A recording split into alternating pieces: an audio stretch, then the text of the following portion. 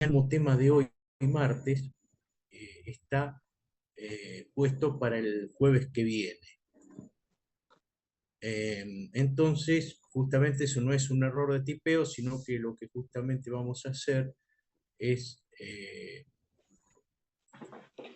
repartirlos.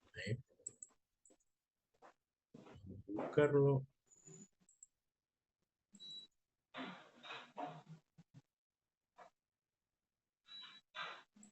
Acá está. 3 de junio.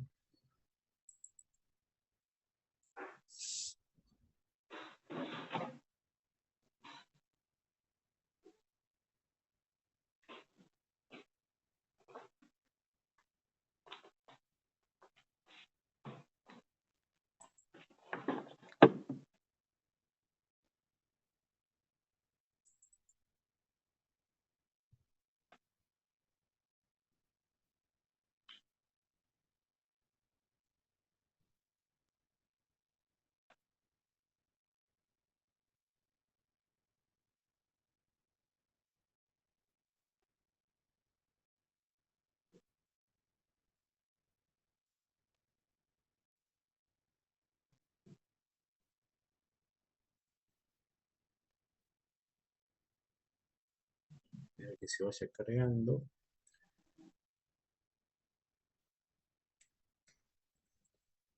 Bueno, ahora sí, no sé si se ve la placa.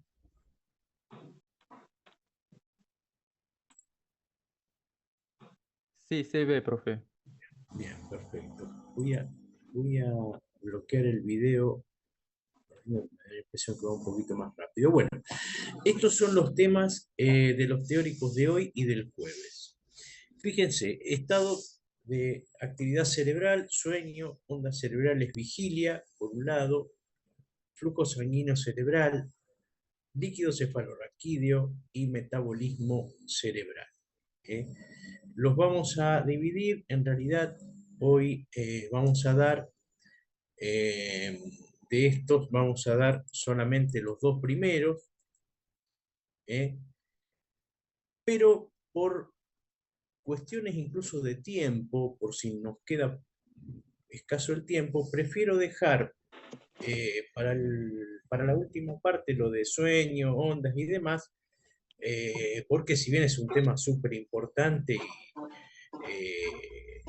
digamos, ningún tema es más importante que el otro, sino que es por ahí un tema mucho menos frecuente, sobre todo en la patología que uno va a enfrentar cuando apenas se recibe, que por ejemplo haciendo alguna guardia. ¿eh? Eh, Así que vamos a empezar, justamente, vamos a empezar con flujo sanguíneo cerebral. De más está decir, una vez más, y no nos cansamos nunca de repetirlo, que las clases teóricas son, digamos, un pantallazo general, una priorización de los puntos más importantes, eh, una aclaración de algunos conceptos que por ahí pueden prestarse a confusión, pero que realmente la lectura eh, sistematizada que tienen que hacer de los temas es imprescindible. Con la clase sola no van a entender y con la lectura sola sin la clase no van a poder priorizar. Así que las dos cosas siempre se necesitan. Bueno, vamos a hablar un poquito del flujo sanguíneo cerebral. Si bien todavía no hemos abordado aparato cardiocirculatorio, lo vamos a hacer en el parcial que viene, algo en biofísica vimos, el flujo sanguíneo, bien viene a colación, el flujo sanguíneo es una forma de expresar la cantidad de sangre que recibe un tejido por minuto. ¿Y qué concepto les viene a la cabeza? Cantidad o volumen de un fluido, que es la sangre, por unidad de tiempo. Caudal. Muy bien, exactamente, el caudal. Y acá tienen un claro ejemplo en el cual caudal y flujo no son lo mismo, pero lo estamos usando hablando de lo mismo. El flujo sanguíneo cerebral es justamente la cantidad de sangre que el encéfalo recibe por unidad de tiempo. ¿Eh? Para abordar el tema, vamos con algunos preceptos básicos que hay que tener en cuenta. El oxígeno en el organismo no se acumula. ¿Eh? Es decir, podemos acumular glucosa en forma de glucógeno, podemos acumular grasa como tejido adiposo, podemos acumular incluso dióxido de carbono en su reacción, lo vimos en el primer parcial con el agua, como ácido carbónico, pero el oxígeno, el organismo, por algún motivo, no lo puede acumular. ¿Eh? Es decir, la reserva de oxígeno es muy escasa y dura muy poquito. Sumado a eso, el encéfalo necesita permanentemente aporte de oxígeno para el metabolismo y para la subsistencia de sus células. ¿Sí? Ustedes van a estudiar en química, el cuatrimestre que viene, que el oxígeno es que justamente produce la oxidación de los alimentos para la producción de energía. Esos dos preceptos son fundamentales, es decir, que si el oxígeno no se acumula y el encéfalo necesita permanentemente oxígeno, nos lleva a pensar que el aporte de oxígeno al encéfalo se realiza a través del flujo sanguíneo cerebral. ¿Qué pasa si el flujo sanguíneo cerebral cesa, se interrumpe? Bueno, teniendo en cuenta las frases anteriores, la primera conclusión es que si el flujo sanguíneo cerebral se interrumpe también el aporte de, ¿qué cosa? Oxígeno. De oxígeno, porque el oxígeno no se acumula. No hay una reserva de oxígeno. La reserva de oxígeno dura escasos segundos. Entonces, una caída o un cese, en el peor de los casos, un cese del flujo sanguíneo cerebral produce en pocos segundos pérdida de la conciencia. Y en pocos minutos puede producir un daño neurológico irreversible o directamente la muerte. ¿Sí? Entonces, justamente como decíamos al principio, vamos a empezar a abordar desde la fisiología los temas, digamos, incluso más frecuentes que les van a hacer bien en el tratamiento de algunas urgencias. Así que esto hay que tenerlo en cuenta justamente para entender todo lo que sigue.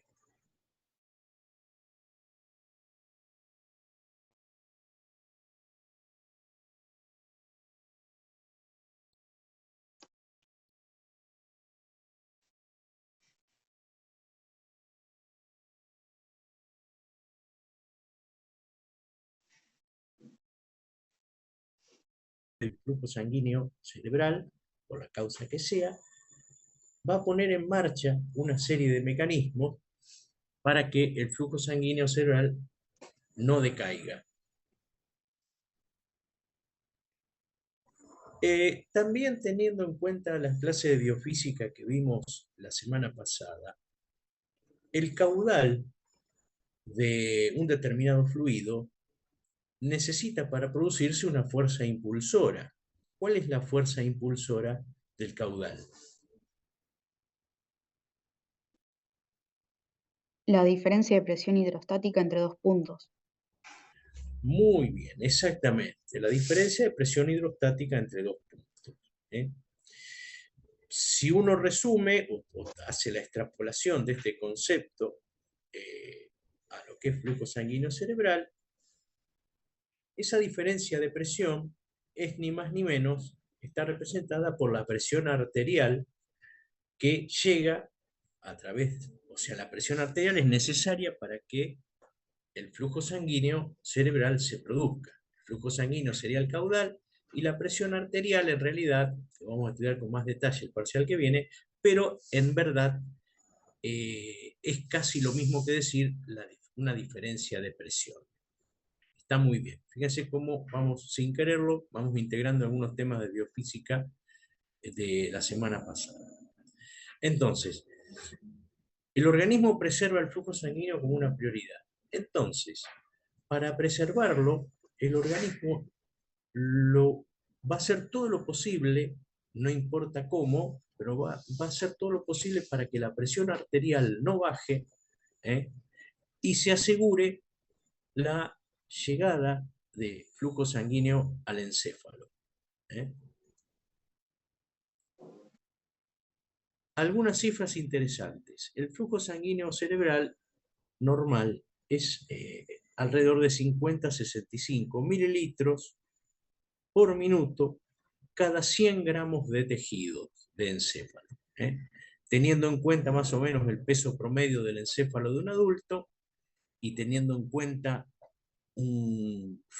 digamos, un gasto cardíaco de alrededor de 5 litros, el encéfalo recibe entre 750 y 900 mililitros por minuto. Nuevamente acá volvemos a equiparar caudal con flujo sanguíneo. El caudal general de sangre que circula por todo el organismo en un minuto se llama gasto cardíaco, o también llamado volumen minuto cardíaco, ¿eh? El cerebro pesa alrededor, o la masa del cerebro representa el 2% de la masa magra corporal, ¿eh? De un adulto promedio. Fíjense que si consideramos un gasto cardíaco de alrededor de 5 litros, 5 litros y pico, el flujo sanguíneo cerebral representa un 15% del gasto cardíaco. Es decir, del total del gasto cardíaco del organismo, es decir, el caudal de sangre que circula en un minuto por todo el organismo, estamos hablando de circuito sistémico, ¿eh? Se lo lleva el cerebro, que tiene más o menos un 2% del peso corporal.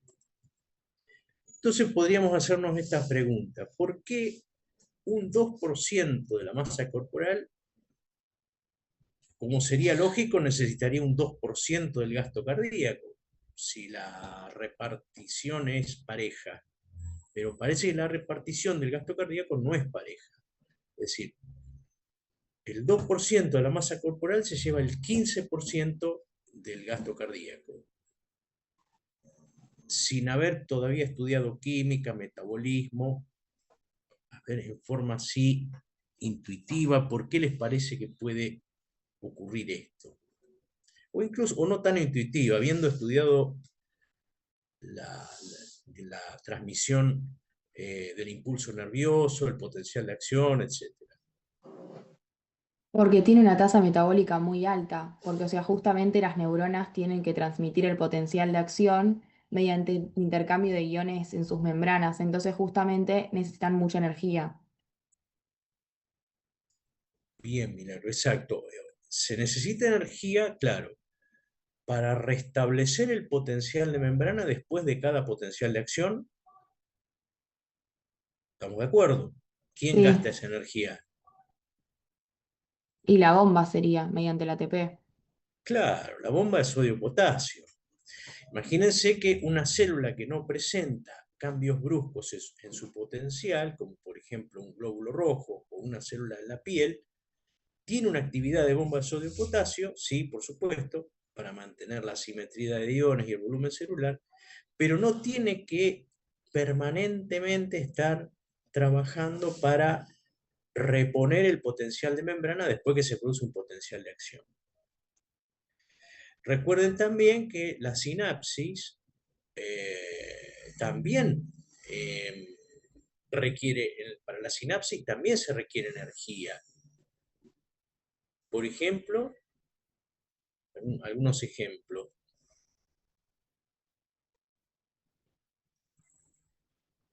Recuerden cuando hablábamos de cómo se limpia el neurotransmisor del espacio sináptico. Por pinocitosis creo que es, o sea, todo eso es transporte activo. Además, generar transportadores, transmisores te requiere energía. Exactamente, la síntesis de neurotransmisores, la recaptación de neurotransmisores por endocitosis. Entonces, claramente, el tejido nervioso tiene un gasto de energía, un gasto metabólico muy importante, en bombas, fundamentalmente. Por eso esta desproporción que hay entre el gasto cardíaco, que es el que lleva el oxígeno, y con la masa cerebral.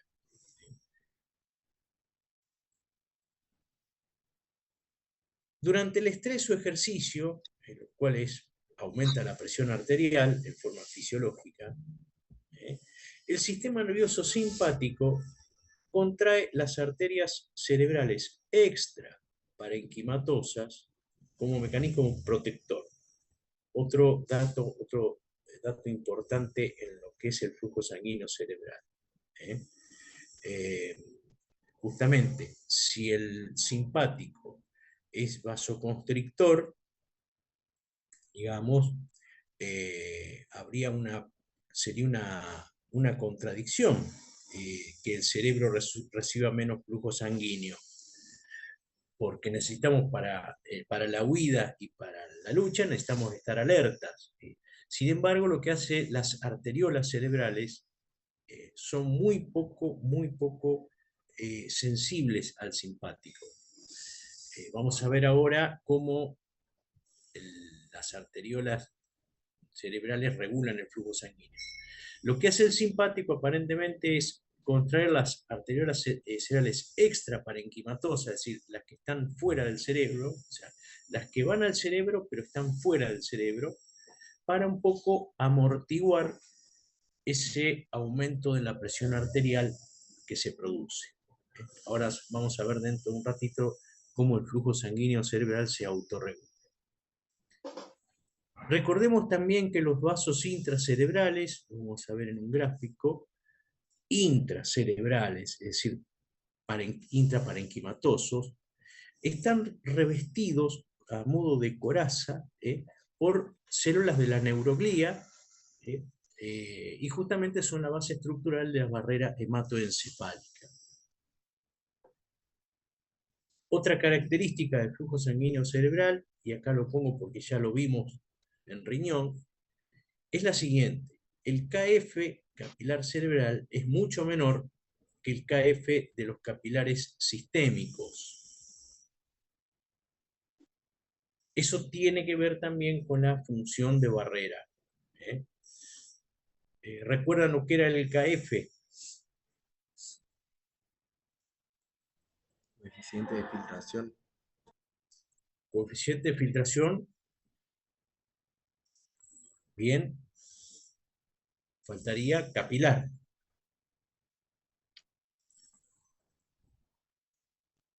¿Se acuerdan de renal? La presión digamos, la filtración glomerular es el KF multiplicado por la presión neta de filtración. El riñón tiene una característica, tiene un KF bastante más alto que el de los capilares habituales, porque justamente lo que tiene que hacer el riñón es filtrar.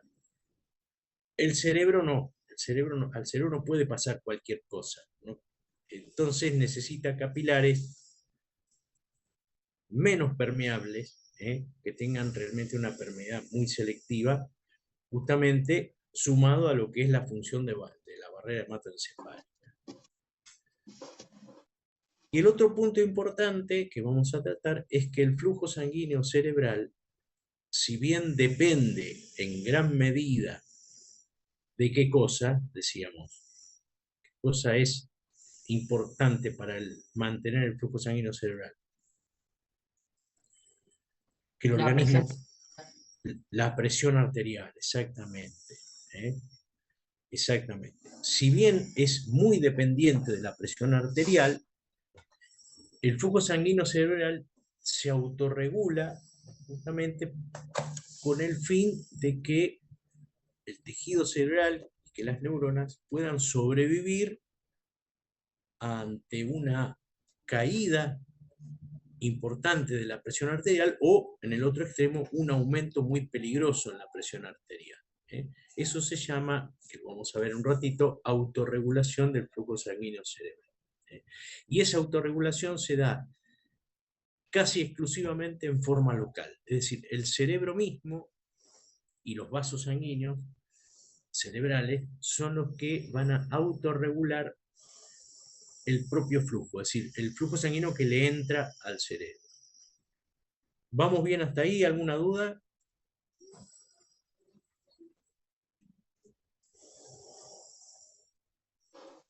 ¿Algún comentario? Si no, me dicen y seguimos. Vuelvo a repetir, estos tips que uno le pone en las clases teóricas justamente son cosas que hay que anotar para cuando vamos al libro y leemos el tema, una podamos priorizar. Y la otra, entender algunos por qué, ¿cierto? Porque en cierta forma habrán notado que el libro es muy completo, pero por ahí no prioriza. Es decir, parece que toda la información tiene, no voy a decir la misma importancia, pero sí podemos decir el mismo valor práctico o el mismo valor, digamos, en cuanto a frecuencia de presentación de las cosas. Vamos ahora a los astrocitos. ¿Recuerdan de histología? Ustedes lo saben mucho mejor que yo.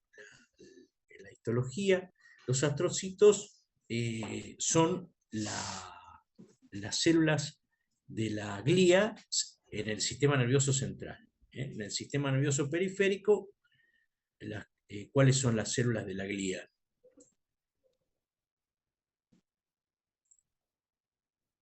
Que las vimos. La célula de Schwann. Claro, Martina, exacto. Y las células de Schwann son, bueno, las de la mielina, la conducción saltatoria y demás. Los astrocitos forman parte, no las únicas, pero forman parte de la neuroglia central. Clásicamente, y esto digo porque cuando yo estudié histología, recuerdo que se decía que la neuroglia estaba para sostén y nutrición neuronal, y para de contar. Es decir, eran prácticamente unos servidores, unos, digamos, asistentes necesarios de las estrellas, que eran las neuronas. Pero hoy en día se sabe que la neuroglia tiene una función mucho más, que esa sin duda la tiene, pero tiene una función mucho mayor, mucho más importante y más compleja que la de sostén y nutrición. Surge así el concepto de la comunicación neurovascular. El glutamato, que es un neurotransmisor secretado por las neuronas glutaminérgicas, es un neurotransmisor por excelencia excitador. Es decir, si determinada área del cerebro está excitada, está hiperactiva, obviamente va a necesitar mayor o menor flujo sanguíneo. Mayor. Mayor, exactamente, porque se va a necesitar más oxígeno para generar más ATP y para que funcionen las ATPasas. Entonces, esas neuronas glutaminérgicas, o mejor dicho, esas transmisiones glutaminérgicas son sensadas, son detectadas por células astrocitarias que, mediante un aumento en la concentración de calcio intracelular, van a terminar en la liberación de sustancias vasoactivas, como por ejemplo el óxido nítrico, vasodilatador por excelencia, prostaglandinas vasodilatadoras, como la E2, potasio, adenosina, otro vasodilatador. La adenosina la vimos en riñón también. ¿Se acuerdan en qué parte?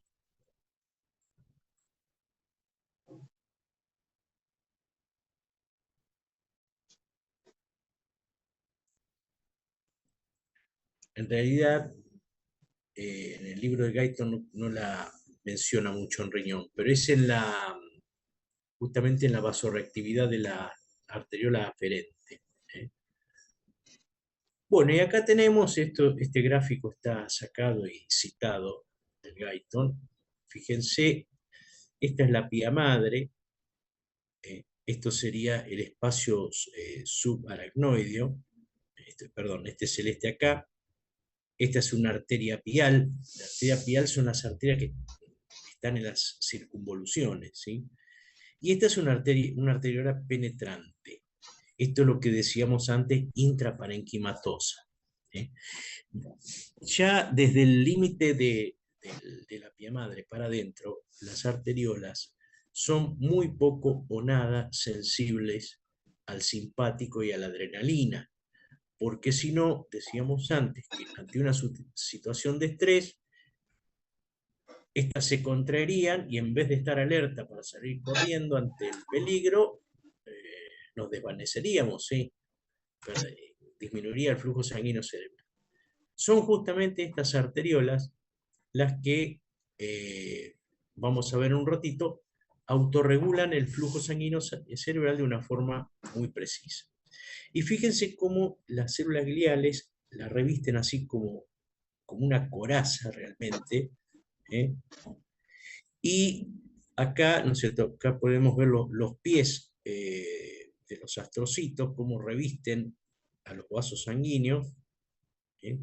Ya a este nivel ya está capilarizado el vaso. Y cómo, por ejemplo, en este sector hay una prolongación del astrocito, está en íntimo contacto con una sinapsis glutaminérgica. Ahí está lo que decíamos antes. El glutamato, aminoácido excitador, por esta vía genera en forma indirecta la dilatación vascular en el tejido cerebral que está siendo excitado. Esto es un mecanismo de autorregulación del flujo sanguíneo cerebral que está estudiado y está demostrado.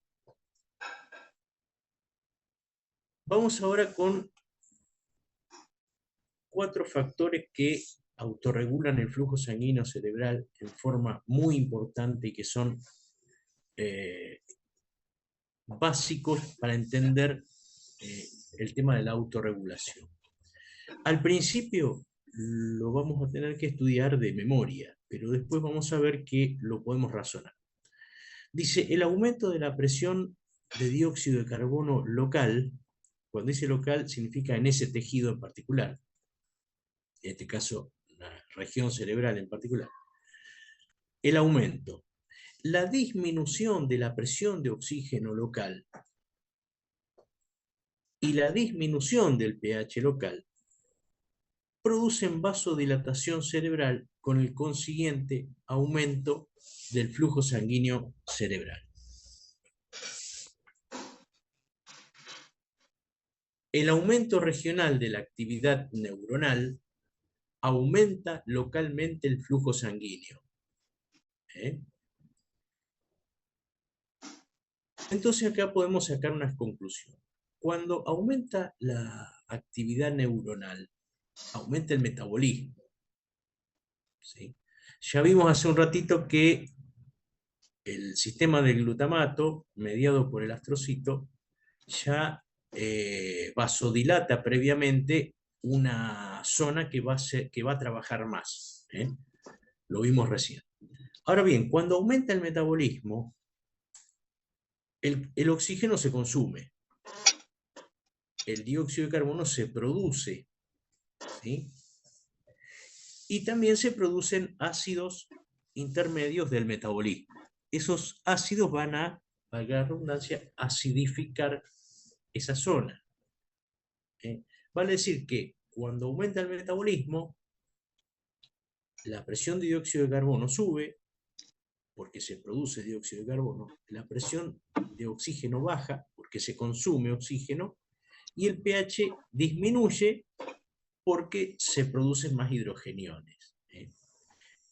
Esas 3 cosas son indicativas de que ahí hay un metabolismo alto.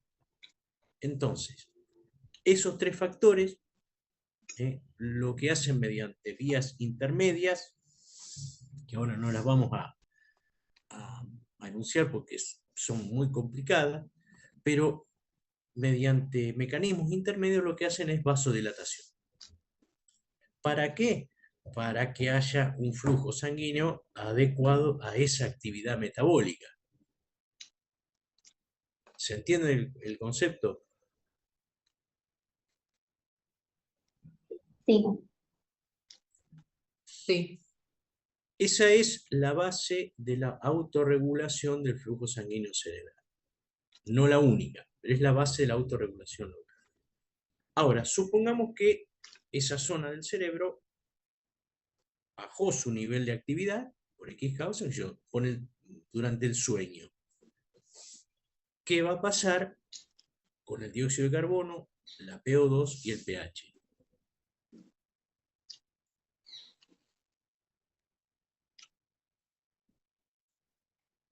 Baja la actividad metabólica porque disminuye la actividad de esa zona.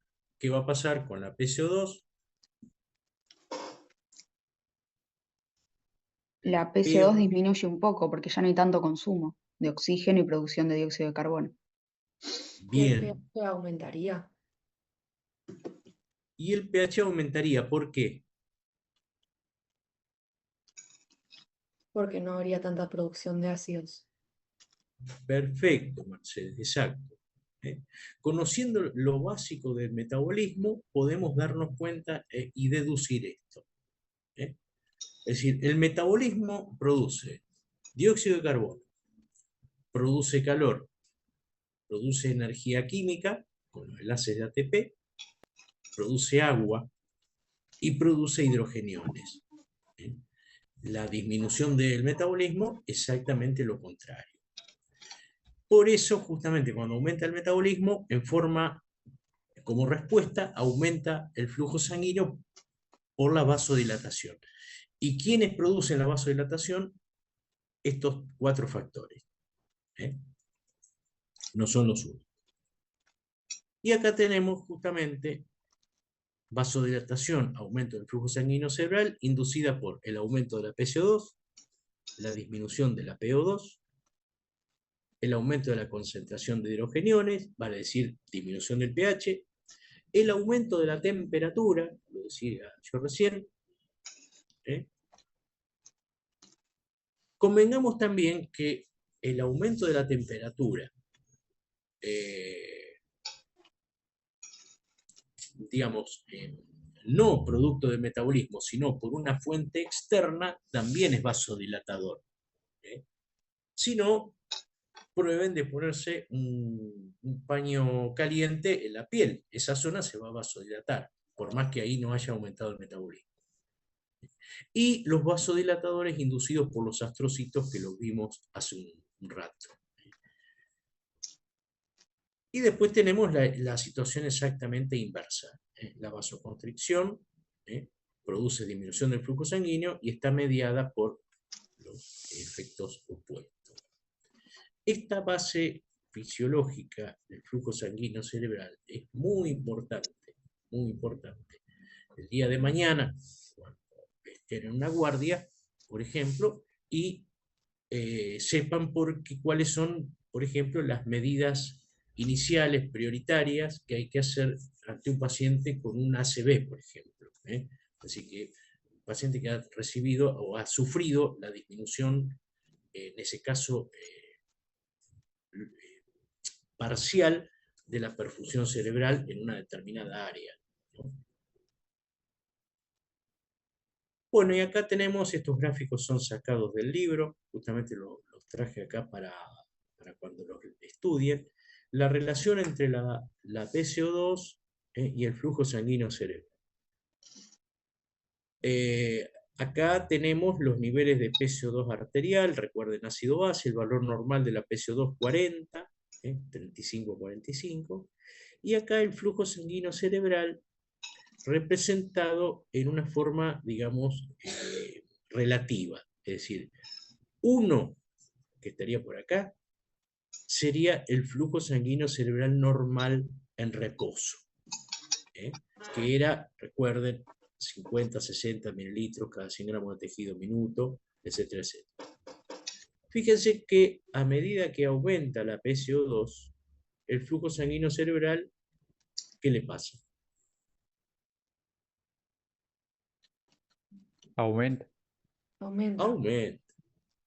Fíjense, si tenemos una PCO2 de 100, el flujo sanguíneo cerebral aumenta el doble. ¿Eh? Lo contrario ocurre cuando la PCO2 disminuye en forma gradual. Esto es muy importante, este concepto, la relación entre el PCO2 y flujo sanguíneo cerebral. Vuelvo a repetir, si están el día de mañana en la guardia y que reciben un paciente con un accidente cerebrovascular, ¿qué cosas puede ocurrir si el paciente, por ejemplo, entra en hipoxemia? Que creo que es la que viene. No, no es la que viene, pero la vamos a ver un ratito. Flujo sanguíneo cerebral y actividad metabólica. Este también está sacado de Guyton. Acá en el eje de la Y está el flujo sanguíneo, pero expresado en vez de como porcentaje, no como fracción. Esto es el 100% sería el flujo sanguíneo normal en reposo. Corteza occipital, área visual. Se ilumina con una luz intensa a los ojos, y fíjense cómo la corteza occipital aumenta su metabolismo, porque está sensando la señal lumínica, y aumenta el flujo sanguíneo cerebral. ¿Y por qué aumentará el flujo sanguíneo cerebral en la corteza occipital frente o en respuesta a un estímulo lumínico? Porque hay más actividad, porque se está procesando. Claro. ¿Qué parte de la vía óptica está en la corteza occipital?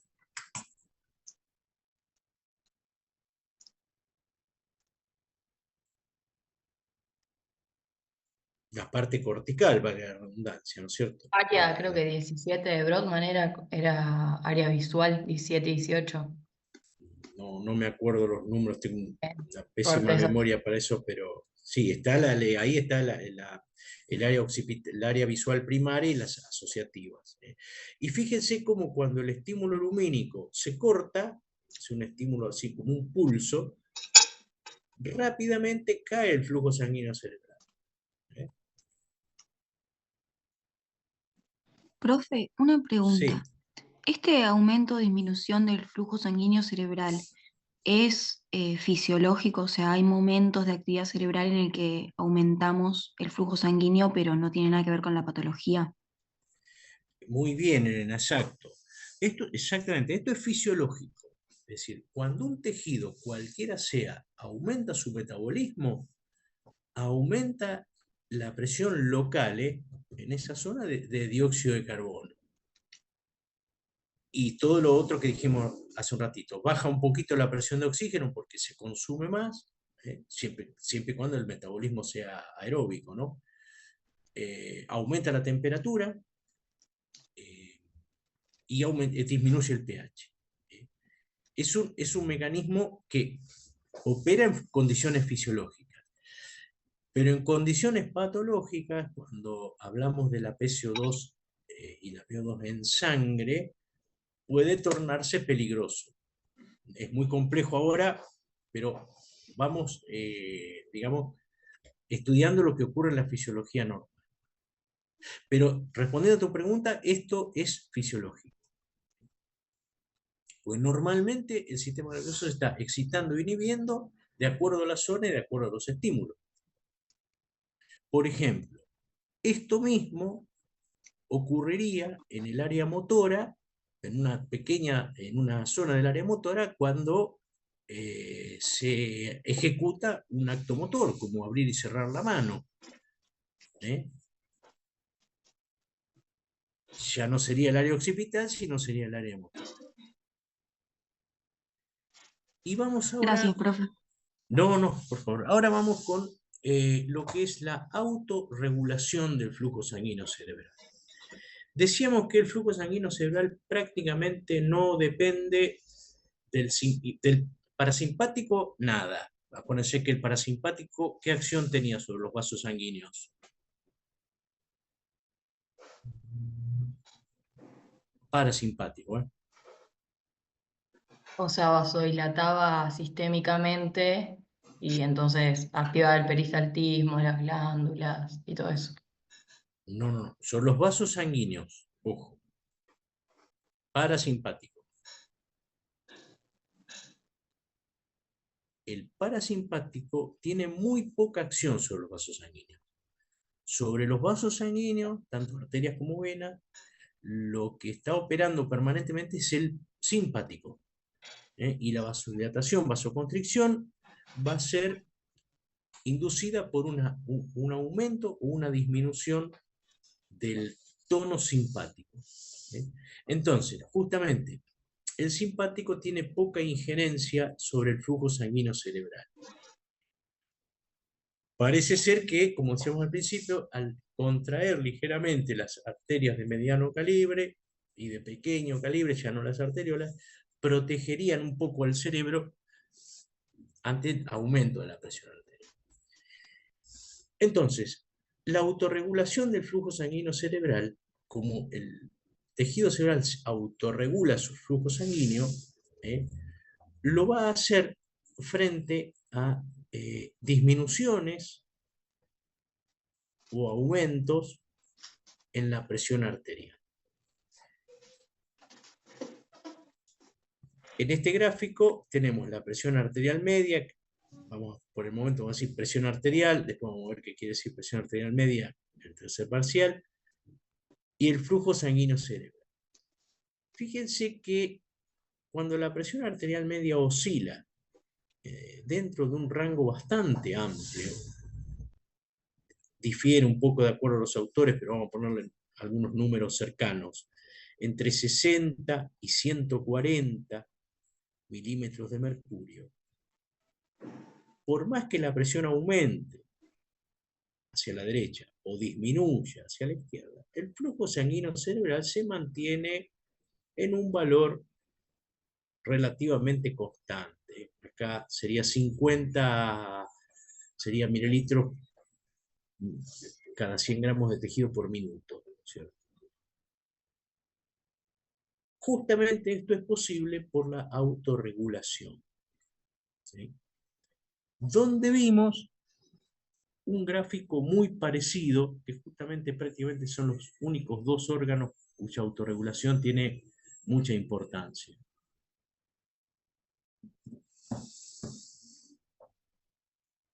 Un gráfico muy parecido a este.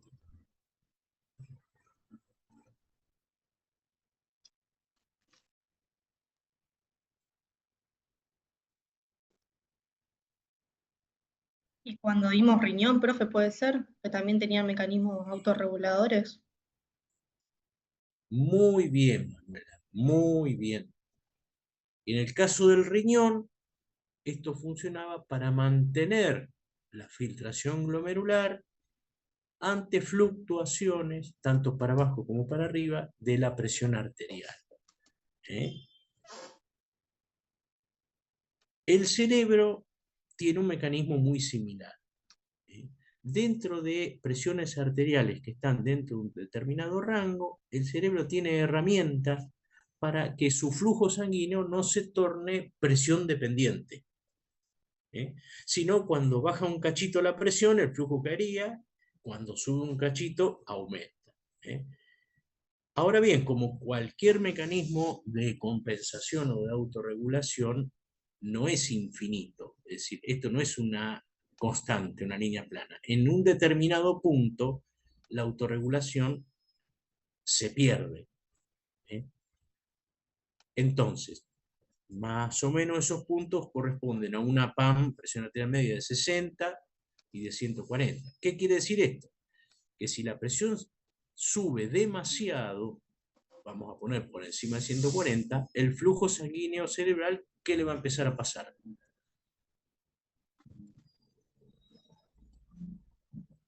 Va a variar según la presión sanguínea que haya. Claro, exacto. Repregunto, si la presión arterial sube por encima de un valor que vamos a ponerle 140, ¿qué le pasa al flujo sanguíneo cerebral? Aumenta. Sube. Aumenta. Aumenta. Y si baja por por debajo de un determinado punto, 60, Disminuye. Disminuye. disminuye. ¿Eh? Entonces, fuera de la zona de autorregulación, el flujo sanguíneo se torna presión dependiente, porque se perdió la autorregulación. Es decir, ningún mecanismo de compensación es infinito. Bien, esta última diapo y hacemos una pequeña pausa. Simplemente como concepto. Si bien, vuelvo atrás, si bien la presión que uno tiene en cuenta en la autorregulación del flujo sanguíneo cerebral es la presión arterial media que le llega al cerebro a partir de qué grandes sistemas arteriales.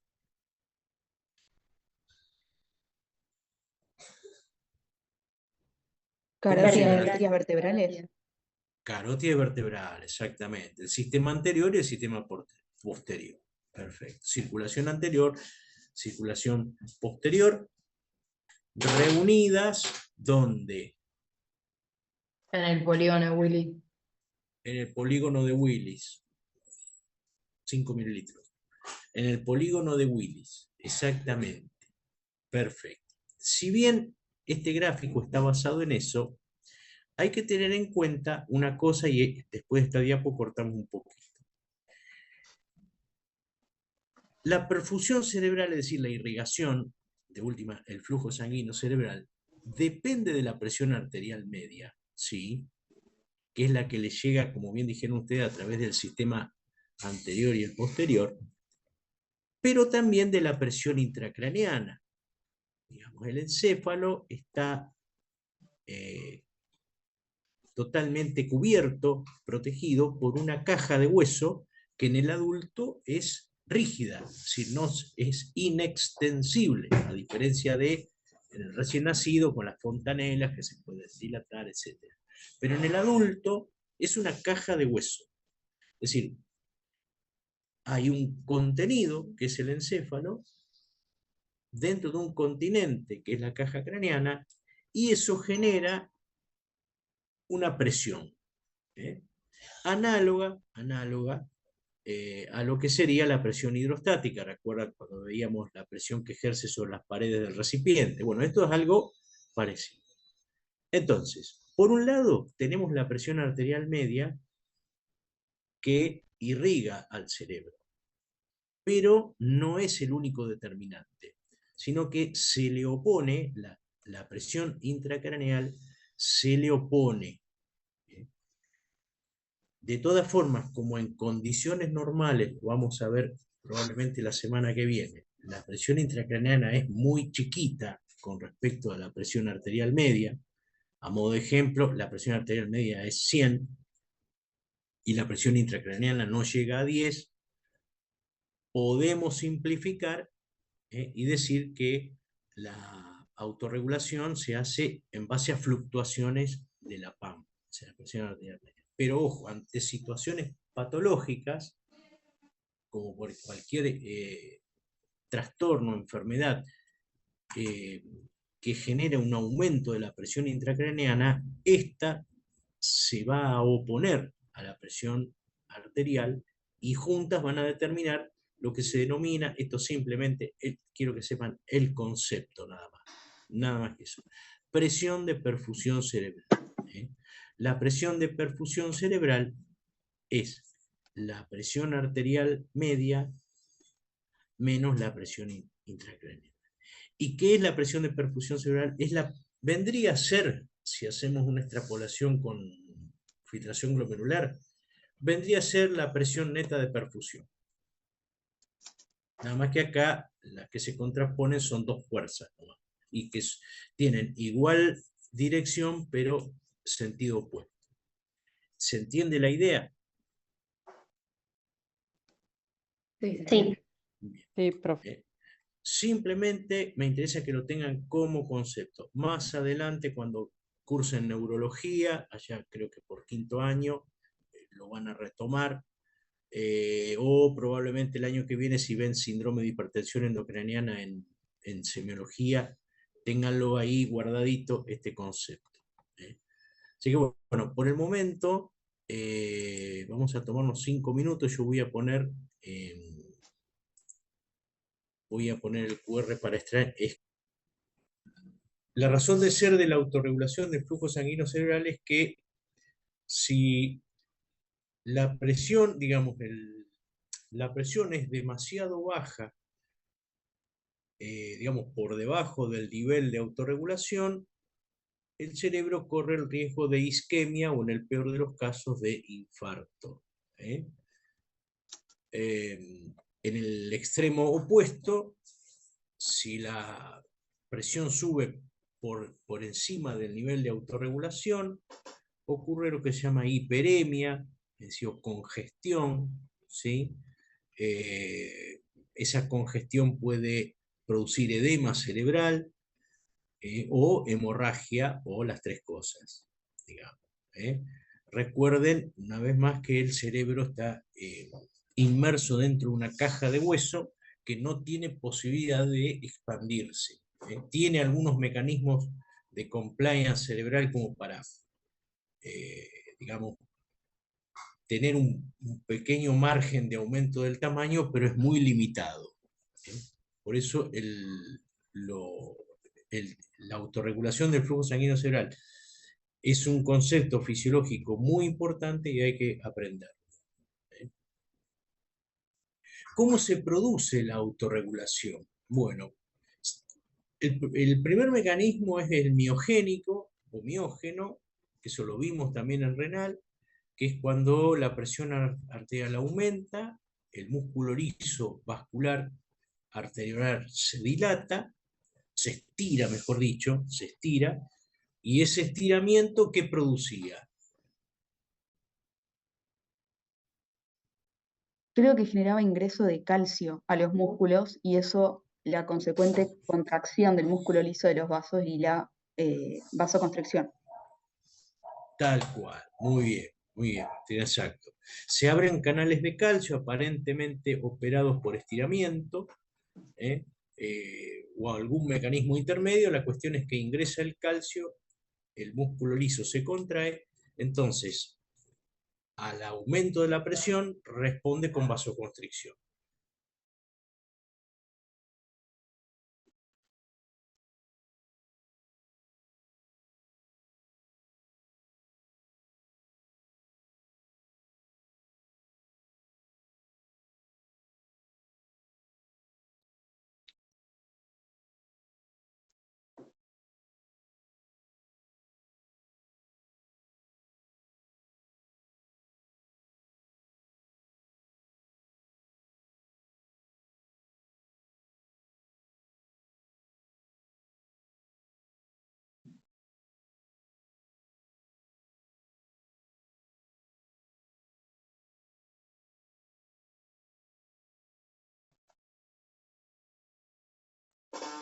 Encima me quedé sin conexión, así que lo que vamos a hacer, vamos a tratar de terminar bien, de dar lo de flujo sanguíneo cerebral, ¿sí? Vamos a abrir de nuevo la clase, perdón.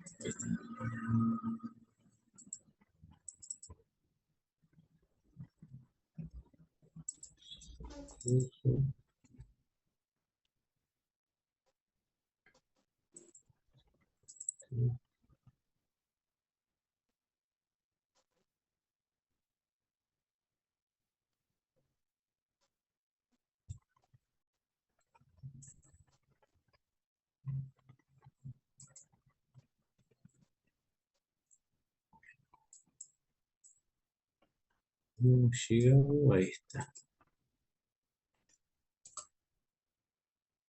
Bueno, acá estamos de nuevo. ¿La ven todos? Sí, profe. Sí, Perfecto. Bueno, No nos hagamos problema por lo de sueño y ondas cerebrales porque sí, es imposible darlo.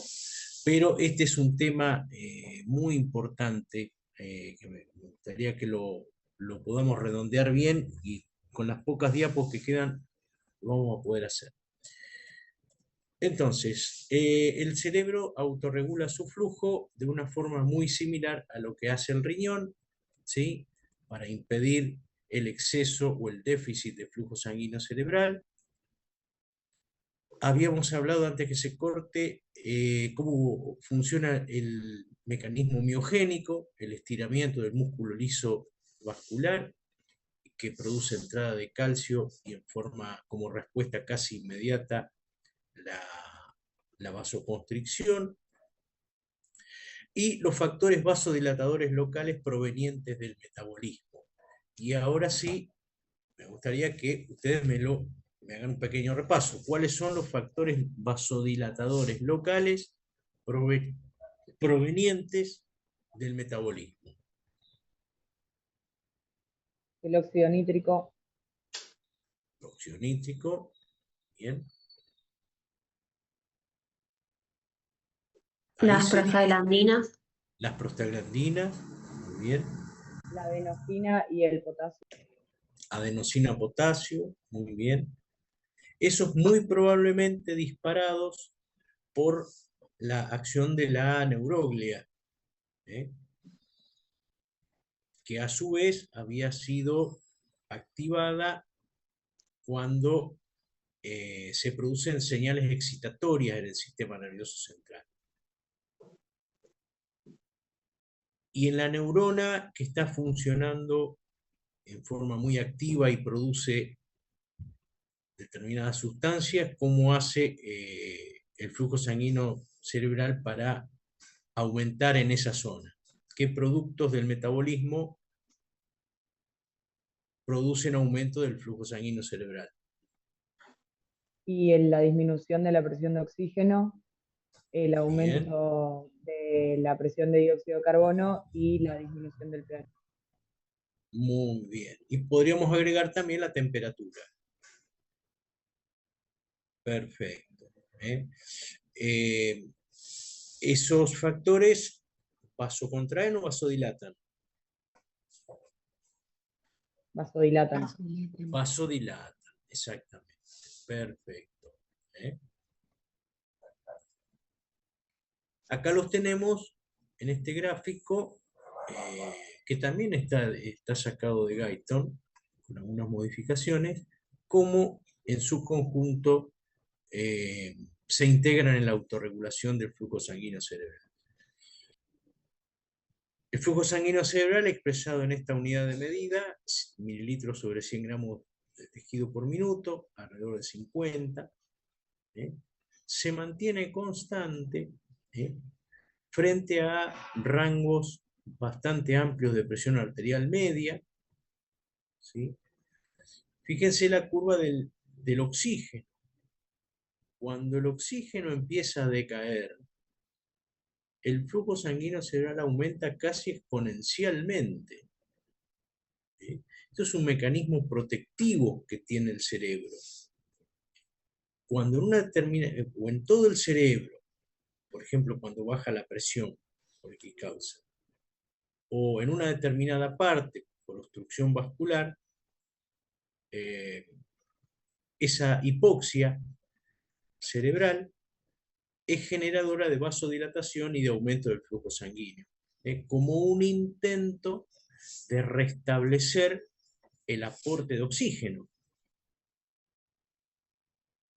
Lo mismo pasa cuando aumenta el dióxido de carbono, la presión de dióxido de carbono, y aumenta la concentración de hidrogeniones.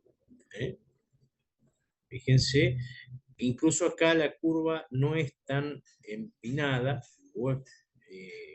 y un poco, digamos, en la última parte se aplana, pero lo importante es que acá están integrados estos principales 4 factores: la presión, el tenor de oxígeno, de dióxido de carbono y de hidrogenio. Bien. Nos quedan 10 minutos. Con respecto a este tema, estado de actividad cerebral, sueño y ondas, yo lo que les recomiendo, les recomendamos en realidad, que estudien un poco, sobre todo les va a servir de base para fármaco el año que viene, porque hay muchas sustancias que actúan en forma nociva sobre el sueño. El gráfico que viene dentro de 2 o 3 diapos. Primero, ¿qué significa vigilia y sueño? Vigilia es estar despierto. Percepción y conexión propia con el medio físico y local. Un paciente está vigil y consciente cuando está orientado en persona, en tiempo y en espacio. Sin embargo,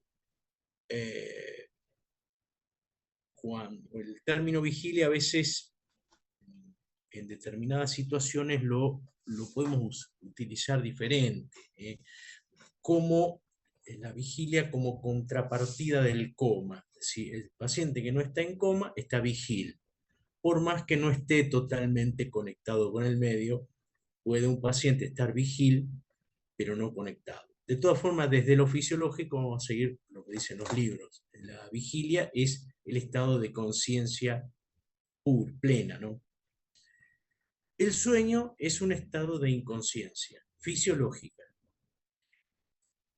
¿Qué es lo que lo diferencia del coma? Es que en el estado de sueño el paciente se puede despertar. La persona se puede despertar ante estímulos externos, el despertador, o internos. Por ejemplo, la vejiga llena. ¿Sí? Por dar 2 ejemplos. Se dice que el sueño es un estado de inconsciencia fisiológica. ¿Sí? El sueño normalmente está organizado en bloques. Por eso es muy común utilizar el término arquitectura del sueño. Ahora vamos a ver por qué. En esta frase, que es la penúltima, yo creo que podríamos resumir todo lo que es sueño. Muchas teorías y pocas certezas. Cuando lean el tema van a poder darse cuenta que es así. Hay un montón de hechos puntuales que sugieren que el sueño provendría de una determinada región encefálica, pero no hay nada totalmente demostrado. Fíjense, esto es interesante, cómo es el patrón de sueño a las diferentes edades. El recién nacido, lo que está, digamos, sombreado son los periodos de sueño, la cantidad de periodos de sueño que tiene un recién nacido, hasta que llegamos a la adultez, en que tenemos el clásico periodo de 8 horas diarias. ¿Sí? Todo esto tiene una correlación casi lineal con lo que es la maduración del sistema nervioso central, incluida la función de la glándula pineal. Si bien se habla mucho, incluso hasta podrán verlo en propagandas de la televisión, sobre la función de la melatonina en el sueño, hay un montón de evidencias que están relacionadas, la melatonina con el sueño, pero una relación directa e indiscutible no hay hoy por hoy. Pero, por ejemplo, la melatonina interviene en lo que es la maduración del patrón de sueño y la consolidación del sueño profundo. Se lo llama habitualmente arquitectura del sueño, haciendo una analogía, por ejemplo, con una construcción urbana como esta. Por eso, la arquitectura del sueño está dividida. Este es el gráfico que, nuevamente, no hay que sabérselo de memoria, pero ténganlo en mente cómo está organizado. El sueño se divide, acá tenemos un periodo en un adulto, un periodo típico de 8 horas, en bloques, ¿sí? En bloques. Y cada bloque está compuesto por una parte más abundante, más prolongada en el tiempo, que se llama sueño no REM, y otros periodos más cortos que se llaman REM. El REM es, en inglés, movimientos oculares rápidos. Por eso el sueño no REM se lo llama también no MOR, y el sueño REM, sueño MOR. En la medida que vamos avanzando desde que nos dormimos hasta que nos despertamos, los periodos de movimientos oculares rápidos van aumentando, como podrán ver, y los periodos sin movimientos oculares rápidos se van achicando. Estos periodos son claramente diferenciables en cuanto a la fisiología, pero como cosa general podemos decir que el sueño reparador, el sueño necesario, vamos a llamarlo así, sería muy probablemente ¿cuál de los dos? ¿El REM o el no REM? El que haya leído el tema, ¿no? El no REM. El no REM, exactamente. El sueño donde no hay movimientos oculares rápidos.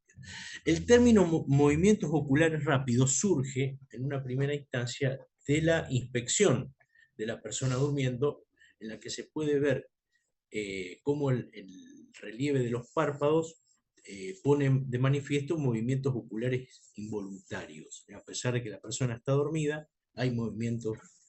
Hoy en día se puede estudiar, hay clínicas del sueño, con un estudio que no sé si alguno se lo hizo alguna vez, un estudio que se llama polisomnografía, donde va el paciente a dormir a la clínica, literalmente, a dormir a la clínica, y en ese momento se lo monitoriza con un montón de variables como electrocardiograma, frecuencia respiratoria, saturación de oxígeno, electroencefalograma,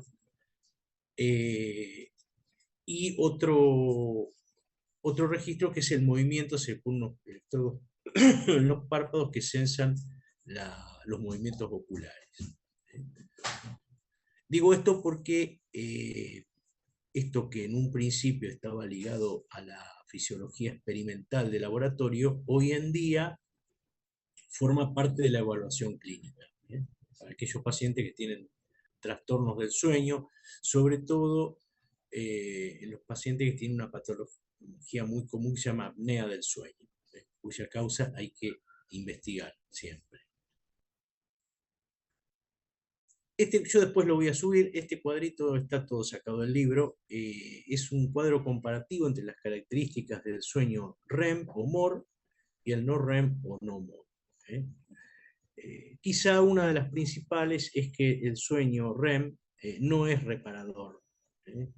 El sueño no REM o no MOR es profundo y reparador. Por ejemplo, hay sustancias que inducen sueño, pero rompen la arquitectura normal del sueño y hacen que la persona duerma, pero no sea un descanso reparador. Hay una sustancia que es la vedette en eso, si alguien la sabe. ¿El alcohol puede ser? Así es, Elena, exactamente. El alcohol produce sueño, pero sobre todo en exceso produce un sueño no reparador y tiene que ver con esta ruptura de la arquitectura normal del sueño. Bien.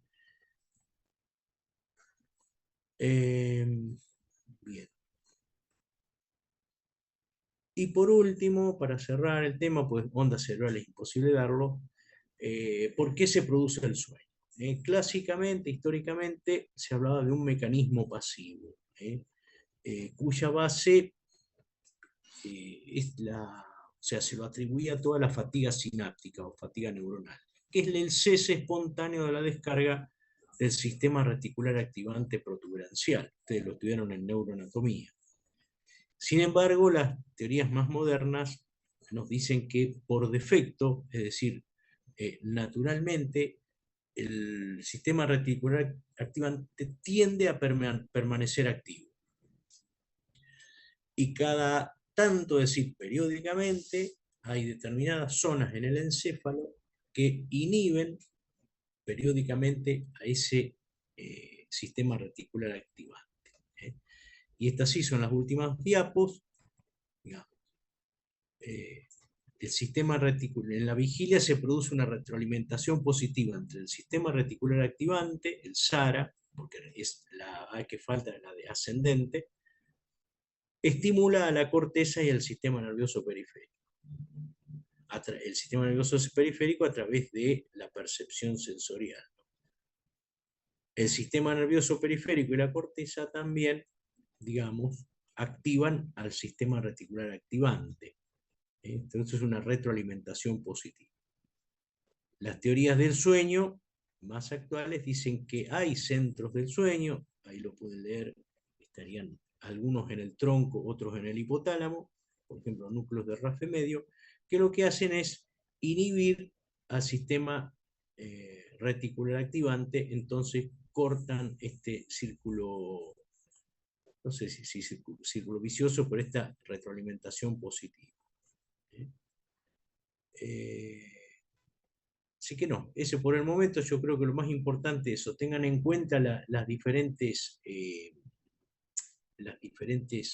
fases del sueño, sobre todo por lo menos saber que existen, para el día de mañana poder entender mejor. Hay muchos fármacos que se estudian en farmacología que son